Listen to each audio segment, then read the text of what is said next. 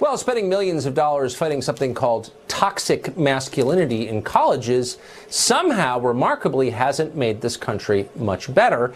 And yet some want to triple down on that idea. At the University of Wisconsin at Madison, one professor said we need specialized training against toxic masculinity beginning as early as kindergarten.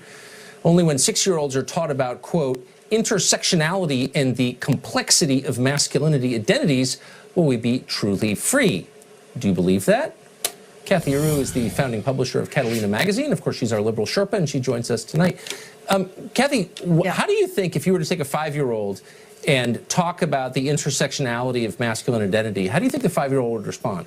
I think you would talk to the 5-year-old in ways that the 5-year-old could understand. So you would talk about courtesy, politeness, being equal to others, not being aggressive. Boys will be boys. I mean, we've all heard that. Little boys have heard that. That's not going to fly anymore. Right. The future thinkers, leaders of America are going to be in a matriarchal society, not little patriarchs. They're not going to be full of toxic masculinity. It's going to be more of a natural masculinity. So we'll have less crime, less violence. Yeah, it'll be a better place to live if little thinkers of tomorrow will be better people. Should we have less? So boys can't be boys, but girls can be girls? Yes, girls can be girls because girls are not the violent ones in our society. I mean, boys grow up to be men and they commit 3 times more violent crime than women. I mean, it's just a fact. So girls are doing it right. So girls are growing up right. Boys are not.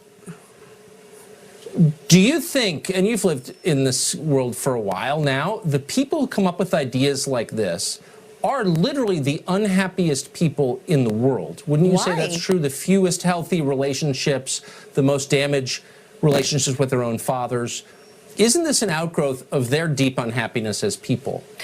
Well, there was a woman that wrote against DDT, the pesticide that was killing insects and pests, but also killing birds and bees. Rachel Carson, yes. Right. So, I mean, so was she unhappy because she didn't like that birds were no longer singing? Or was she saying that we had all these toxins? Yeah, they were helping the crops, but they were killing nature. So it's the same concept. Let's kill toxic masculinity. Let's kill this DDT in our boys. Yeah.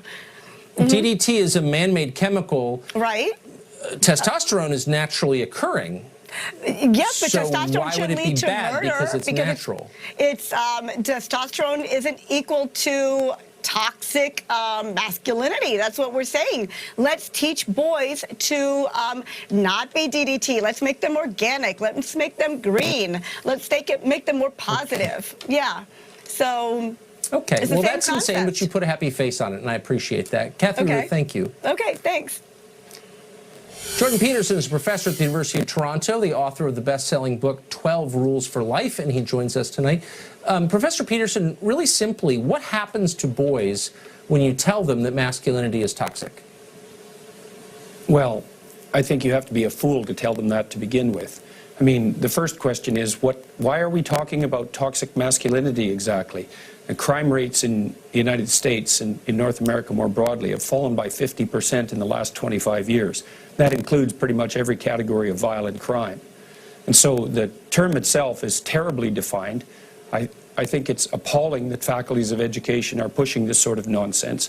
And I think that if your kids are exposed to that kind of idiot social justice pseudo-education, that you should pull them out of the schools. So everything about the idea is ridiculous. And pull them out because it does damage to them? Well, because they're not being educated, they're being propagandized.